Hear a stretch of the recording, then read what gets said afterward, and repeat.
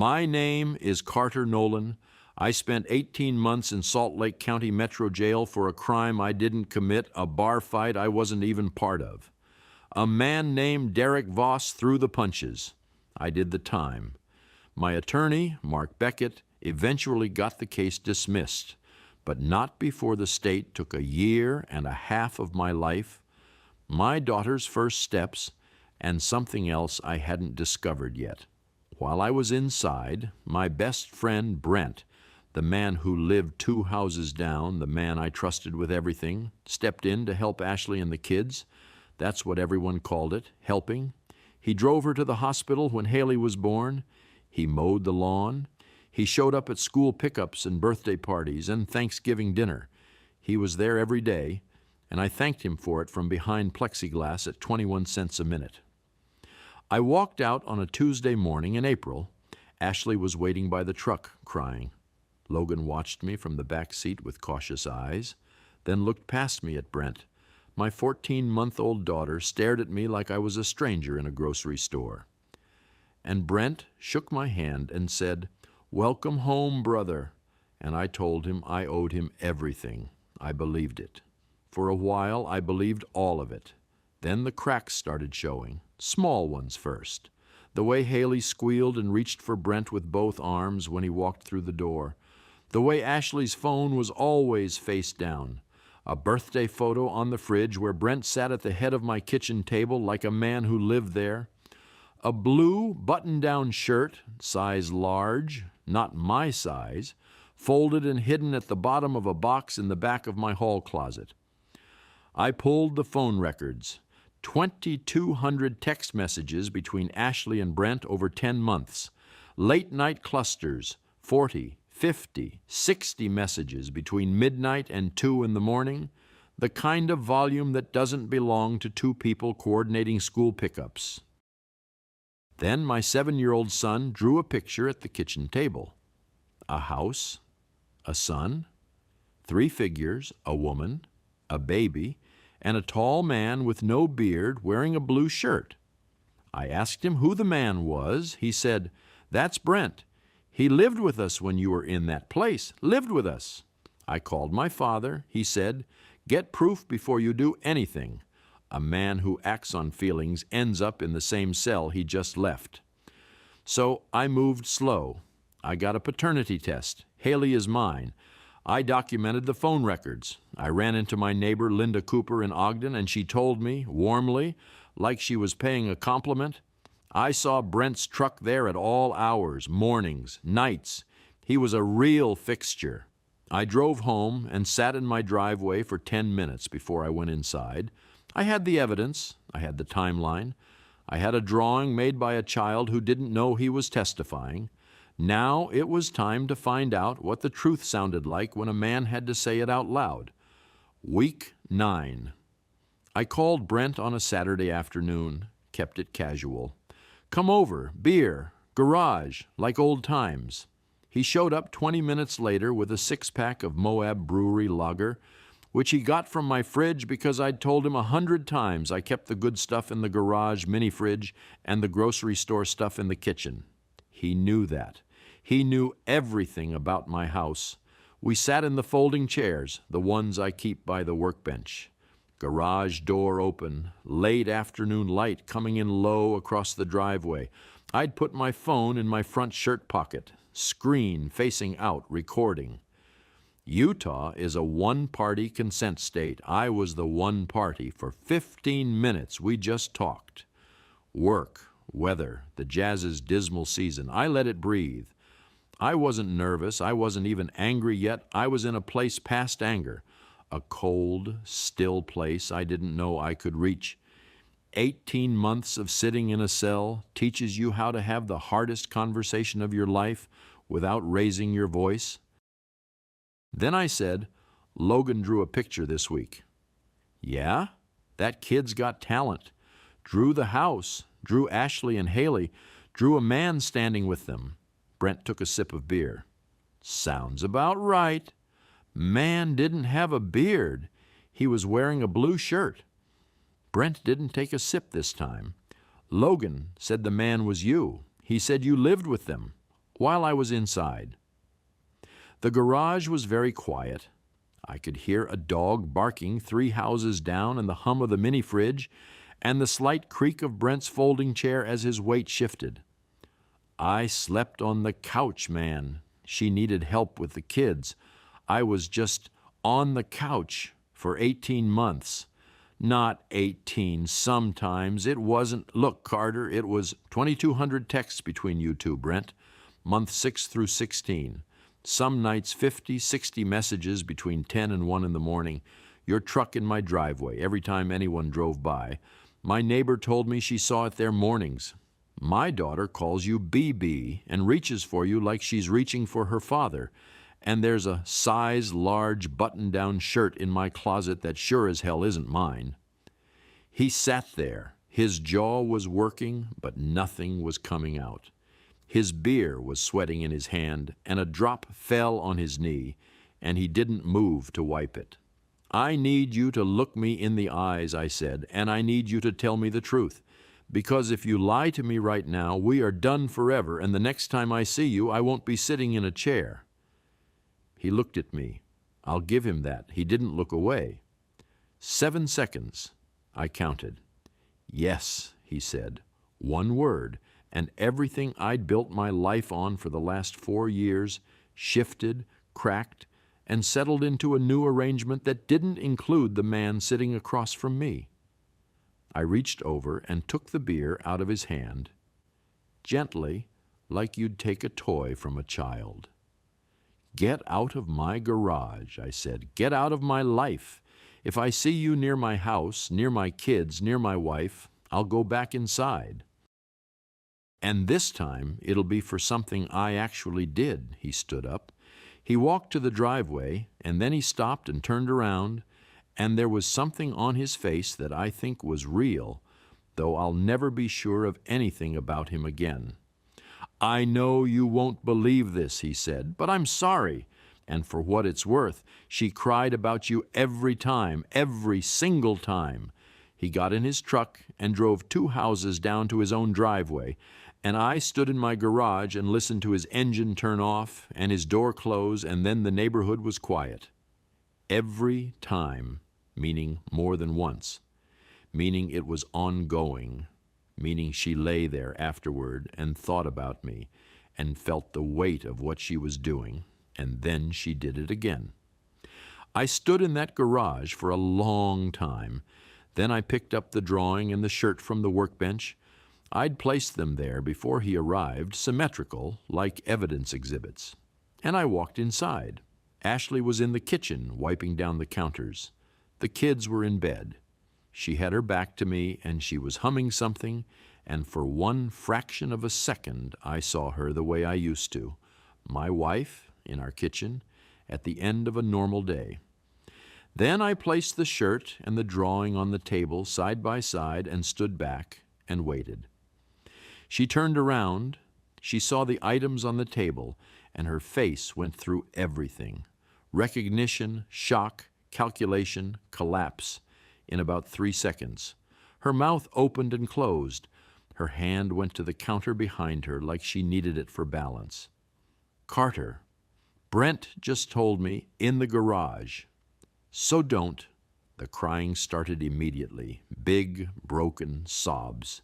She sank into a kitchen chair and put her face in her hands, and I stood on the other side of the table and realized I'd already done my grieving.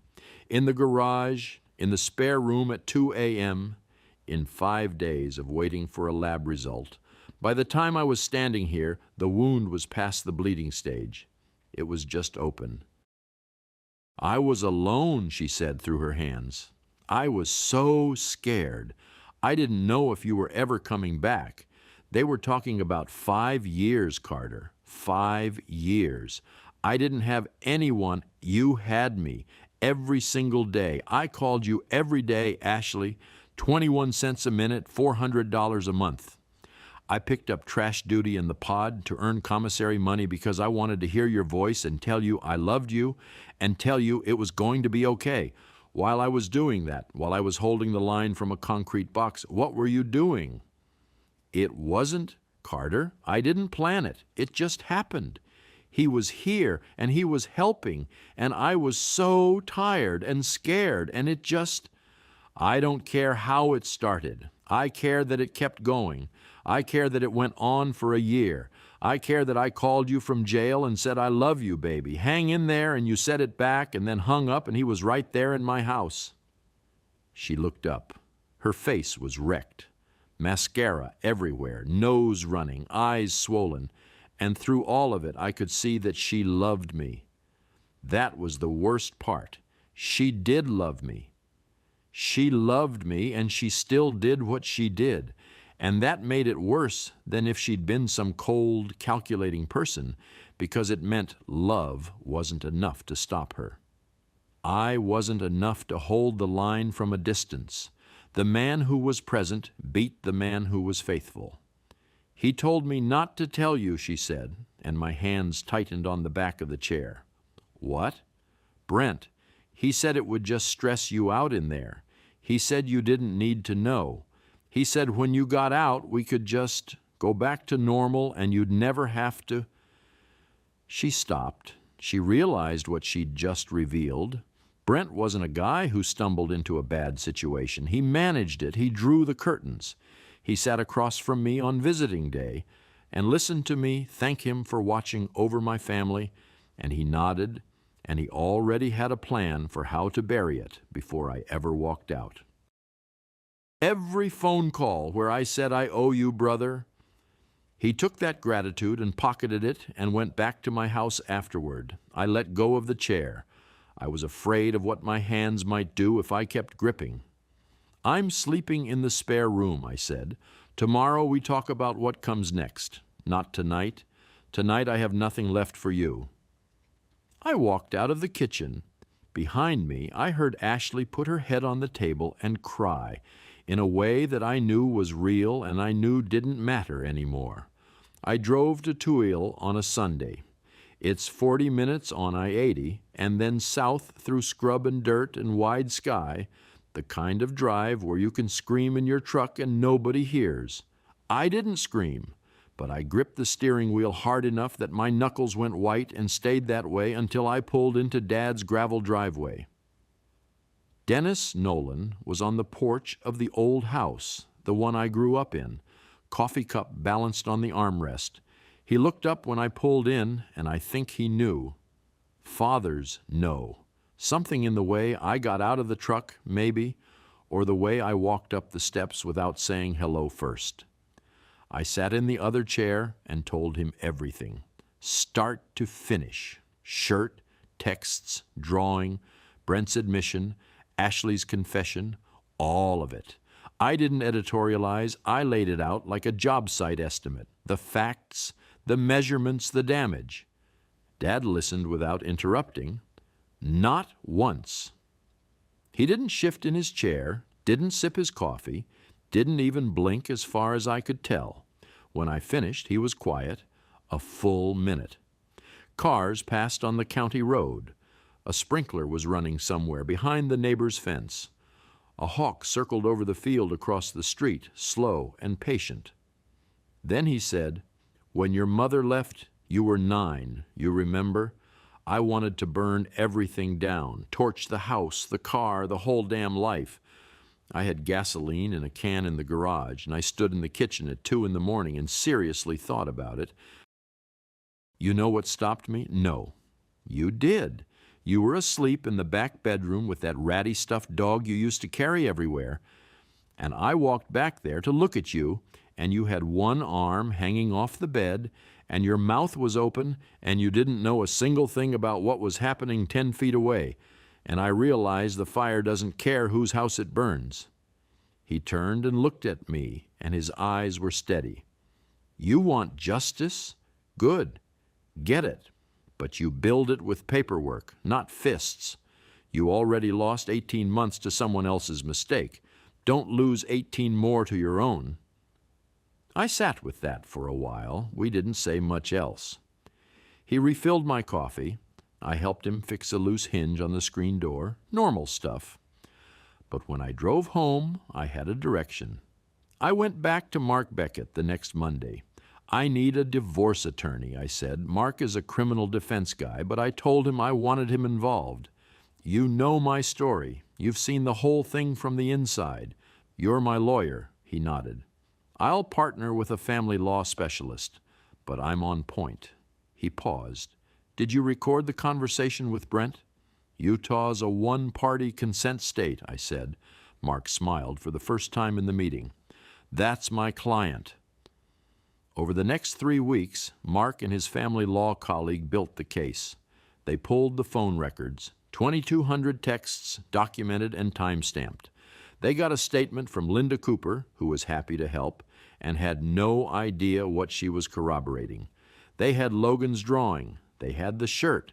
They had the recording of Brent admitting everything in my garage.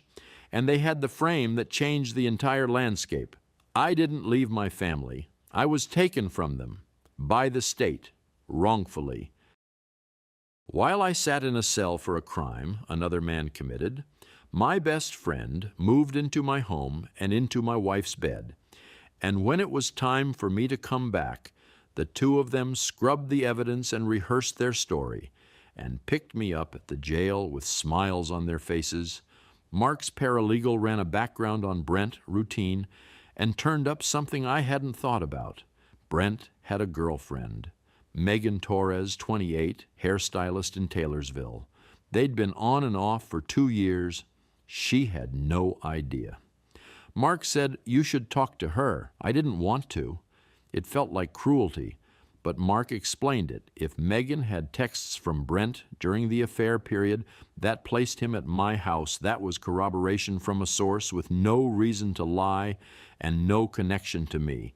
It was clean evidence. I met Megan in the parking lot of a Walgreens in Taylorsville.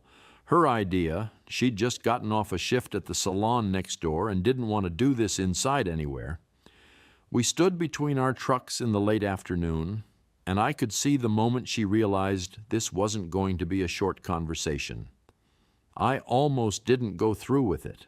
She didn't deserve to have her day blown apart by a stranger, and that's what I was about to be, the guy who walks into your life with a grenade and pulls the pin.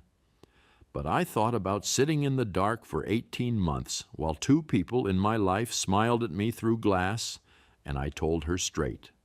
No softening, no let-up, because I figured she deserved what I wished someone had given me, the truth without decoration. I was locked up for 18 months, I said.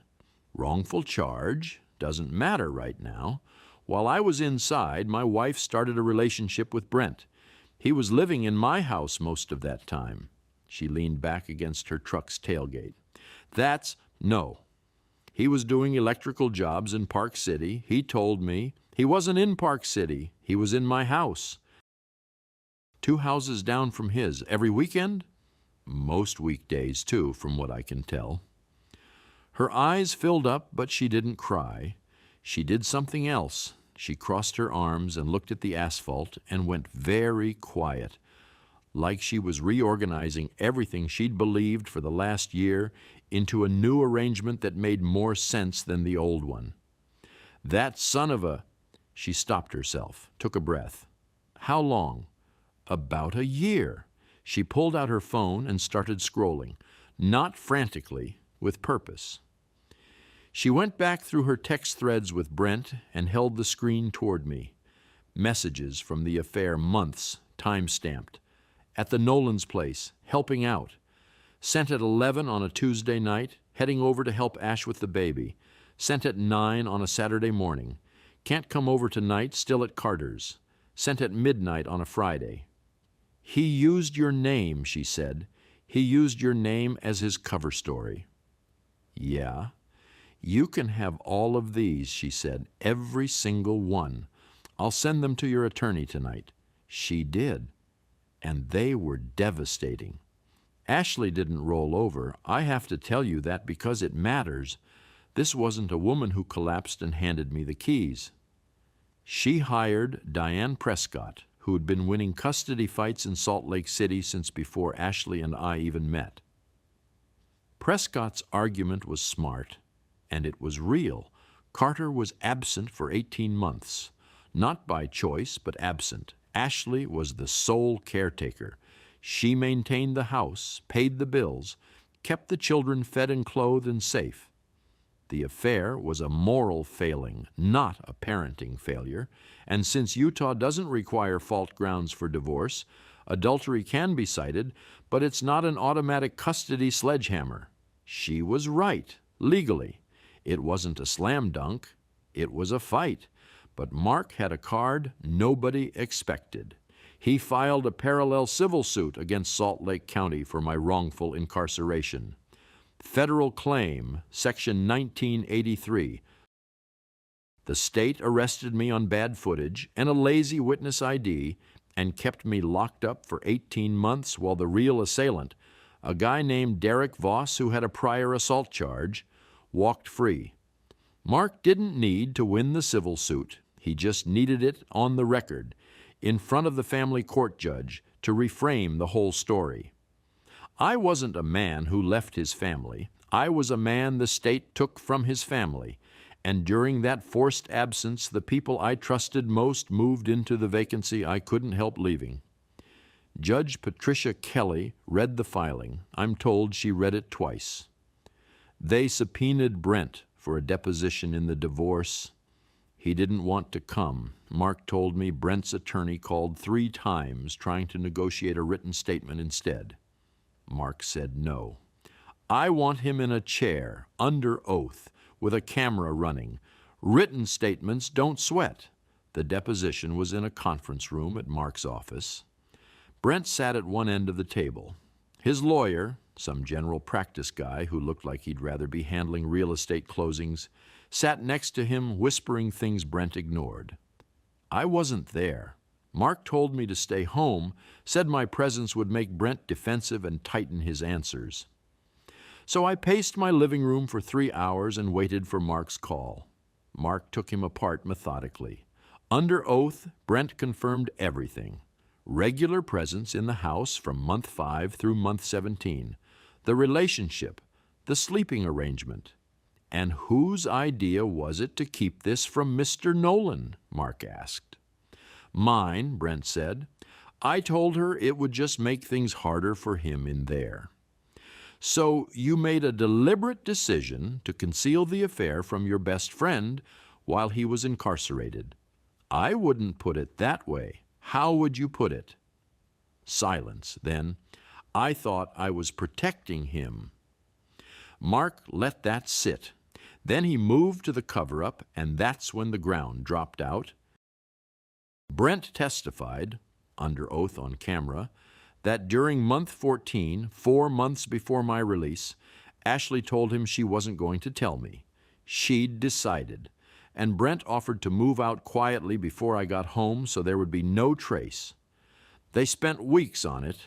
They removed his clothes from the closet. They rearranged furniture he'd moved. They went through the house room by room looking for anything that pointed to his presence. His razor from the bathroom drawer, his phone charger from the bedroom outlet, a jacket he'd left on the hook by the back door. They rehearsed stories. They practiced what they'd say if I asked why the kitchen faucet was different, why the couch pillows had changed. And you believed Mr. Nolan would never discover the truth? Mark asked. We thought if there was nothing to find, he wouldn't look. The blue button-down shirt was the one thing they missed. One shirt at the bottom of a box behind the coats. Ashley had shoved a bunch of random household stuff into that box months earlier. Batteries, a broken frame, Logan's outgrown shoes, and tossed the shirt on top when she was tidying up one night, then piled the shoes over it and forgot. The box sat behind the winter coats like it was invisible. When they did their room-by-room sweep, they checked the closet rod, the shelves, the shoe rack, but not the box. Why would they? It was full of junk. Nobody looks in the junk box. All those weeks of scrubbing his fingerprints from my life, and they left behind the one piece that unraveled the whole thing. Mark called me that evening. His voice was flat and precise, the way it gets when he's delivering information he knows will land hard. He read me the transcript highlights. When he got to the cover-up, the weeks of planning, the rehearsed explanations, the systematic purge of evidence, I had to sit down. They didn't just have an affair. They cleaned the scene. That changed everything. Ashley's, I was alone and scared, now sat next to. I spent weeks planning how to make sure you never found out. Those are not the same story. The first one is weakness. The second one is a project. Word got out the way it does in a neighborhood like ours. Not from me, from Megan Torres, who was furious and had no obligation to protect anyone's reputation. She told a mutual friend of hers and Brent's, and that friend told his wife, and that wife worked with a woman who lived 3 streets over from our cul-de-sac. And by the time the story had passed through its 4th pair of hands, every house on our street had a version of it. West Valley City is a tight grid. Everybody knows everybody's truck, everybody's schedule, everybody's trash day. The people who'd seen Brent's truck parked in my driveway for a year and a half, who'd waved at him mowing my lawn and assumed he was being a solid friend, now felt like they'd been part of a set piece. Nobody likes discovering they were the audience for someone else's lie. I'd come home from work, and a neighbor would be at the mailbox, and they'd nod at me with this particular expression. Not pity, not anger, something more like embarrassment, like they wanted to apologize for not seeing it. I never asked anyone to take sides. I didn't have to. Brent's business started bleeding. He's a self-employed electrician. No corporate name behind him, no website, just word of mouth in a community where your handshake is your contract. 2 of his regular clients canceled. One of them, old guy named Phil, who lived on the next block, told his wife, who told Linda Cooper, who told me, "I can't have a man in my house I don't trust. It's that simple." Brent's apprentice, a kid named Jake, who'd been with him 8 months, quit the following week, told Brent he didn't want the association. When your own apprentice walks out, the ground under your business isn't just shaking, it's gone. Brent didn't get punished by my fists. He got punished by the natural weight of his own choices landing on him in public. I didn't have to lift a finger. Then Ashley's mother called. It was a Wednesday evening. Kids were in bed. I was at the kitchen table going through Nolan Foundation's paperwork. I was already working on the business plan by then, which tells you something about where my head was. The phone rang, and the screen said Karen Pratt, and I almost didn't answer. "Carter," she was already crying. "I need to talk to you." "Go ahead." I knew. I saw Brent at Thanksgiving. He was at the table. He helped Ashley with the turkey. He was, "Carter, I'm so sorry. I didn't say anything because I thought she needed the support. I thought he was just being a friend. I told myself, Karen." "Yes?" "You saw a man who was not your daughter's husband sitting at Thanksgiving dinner in his house, eating his food at his table, and you chose to believe a story that was convenient because the truth was uncomfortable." Silence on the line, then small. "I should have told you. You should have told her to stop." I hung up. I sat there with the phone in my hand and looked at the kitchen table where my family used to eat dinner, and I realized something that settled over me like cold water. I was the only person who didn't know. Not just Ashley and Brent. Ashley's mother, probably the neighbors, maybe even people at my wife's dental office. I was the last man standing in a room where everyone else had already seen the punchline. I cut off Ashley's family after that. Karen, her sister, her father, all of them. I don't know which ones knew and which ones suspected and which ones deliberately didn't look. Doesn't matter. The result was identical. The custody hearing was in October, 6 months after my release, Judge Kelly's courtroom. Same building where I'd been arraigned 18 months earlier. Different floor, different stakes, same buzzing fluorescent lights. The night before, Mark called me at 10 o'clock. He didn't do that. Mark is a daytime operator. When I picked up, he said, "I'm going to be honest with you. Prescott filed a motion this afternoon. She's arguing that your work schedule, 10-hour days in concrete, makes you a de facto absent parent even when you're not incarcerated. She's got daycare cost projections. She's got Ashley's dental hygienist schedule showing she can be home by 3 every day. It's a good motion, Carter." What does that mean? It means the judge might split the difference, joint custody, equal time, which sounds fair on paper, but in practice it means Ashley keeps primary residence and you get weekends. I sat on the edge of my bed and looked at the wall. So, all of this, the recording, the texts, the deposition, all of it matters. But family court isn't criminal court. There's no jury. It's one judge's read of the situation, and Prescott is very good at making Kelly see a tired single mother who held everything together. I didn't sleep that night. I wore a suit the next morning, first time since my wedding. Mark straightened my tie in the hallway and said, "You don't need to perform in there. You just need to be who you are. That's enough." Ashley was across the aisle with Diane Prescott. She looked thin. She'd been losing weight since the separation. Stress, probably, or maybe grief, or both. She didn't look at me when I came in. Prescott had probably told her not to.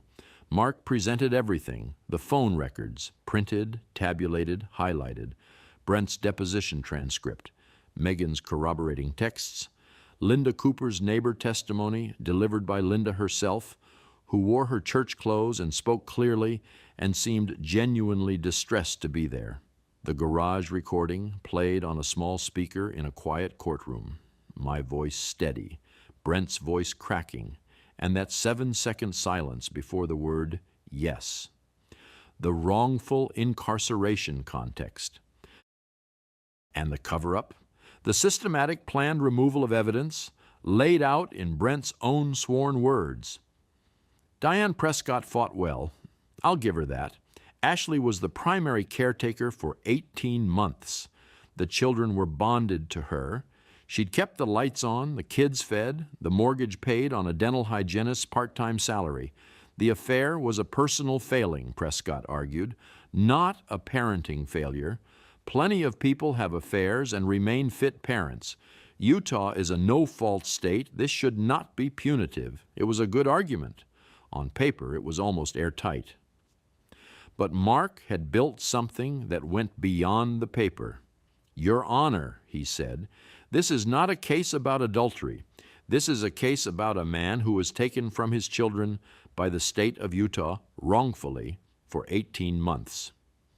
During that forced absence, an absence he did not choose, did not cause, and could not prevent, his wife introduced another man into the family home, into the daily lives of his children, without his knowledge. When confronted with the opportunity to be honest, she instead orchestrated a cover-up. That is not a personal failing. That is a parenting decision. She decided what her children's home would look like, and she decided their father would never have a say in it. The room was quiet after that. Judge Kelly ordered a guardian ad litem to interview Logan. A trained professional sat down with my 7-year-old son in a room with toys and soft chairs and asked him about his life. Logan told her, "I like when Daddy is home. Brent was nice, but Mommy was sad a lot when Daddy was gone. She cried in her room. Brent would go in her room and close the door." When Mark read me the GAL's report, I had to put the phone down and walk around the block. My kid, my 7-year-old kid, carrying all of that in his head like it was normal. The Guardian reported that Logan showed strong attachment to me and expressed a clear preference to stay in Daddy's house. Judge Kelly issued her ruling on a Thursday afternoon. Primary physical custody of both children to me. Ashley received standard visitation every other weekend, Wednesday evenings, alternating holidays. I retained the family home.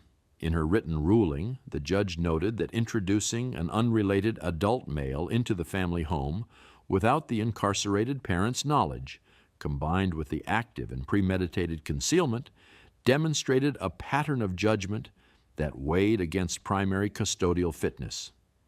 She noted the wrongful incarceration as a significant mitigating factor in my absence. I sat in that courtroom after everyone left. The bailiff was straightening chairs. The court reporter had already packed up her machine. I sat there with the ruling in my hands and looked at the empty judge's bench and the fluorescent lights and the wood-paneled walls, and I thought, the last time I sat alone in a room like this, I was handcuffed. It wasn't victory, it was surgery, cutting away something that was supposed to be part of me for the rest of my life. 3 months after the divorce was finalized, the civil suit against Salt Lake County settled. The terms were confidential, and I'm not going to break that here. But Mark Beckett is a relentless man, and the county's case was indefensible, and the number on the paper was enough to change the shape of things. I paid off the house, set up college accounts for both kids, and I put a deposit on a commercial concrete outfit of my own, trucks, equipment, a small warehouse space in West Valley. I called it Nolan Foundations. Ray Purcell was my first hire. A month later, he texted me a photo of the new van in a parking lot. Nolan Foundations. Looks sharp, boss. It did. 6 months after the divorce. A custody exchange day. Ashley pulled into the driveway, and I brought the kids out the front door. Logan ran to her car. Haley toddled after him, clutching my hand. I transferred the diaper bag, the snack bag, buckled Haley into her car seat. Ashley was standing on the porch when I turned around. My porch. The same porch where I sat the afternoon Logan's drawing cracked my life open. "Carter," she said, and I knew what was coming. "Is there any chance? Any chance at all?" She was wearing the face I fell in love with, the same eyes that had looked at me through jail visitation glass and told me she loved me and she'd wait. She meant it now, too. I believe that. She meant every word of it. "You planned how to hide it," I said. "You went through the house and cleaned out evidence. You rehearsed your story, and then you stood in that jail parking lot on the day I walked out, and you hugged me and you cried, and you said you missed me while his shirt was still in the closet." I paused. "That wasn't weakness, Ashley. That was a choice. And this is mine." I took the kids inside. The door closed. Spring again. 1 year out. I was in the kitchen making Logan a sandwich after school when he slid a piece of paper across the counter. "I made this at art class," he said. "Don't look yet." I looked. House, yellow sun, green yard, 3 figures, a big man with a beard holding a small girl's hand, and a boy on a bicycle. "That's you, Daddy. That's Haley. And that's me." Just 3.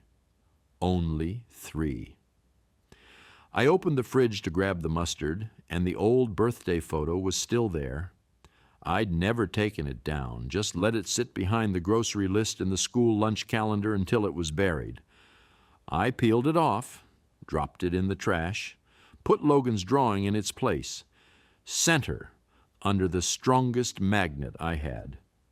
"Daddy, you're squishing my sandwich." I was.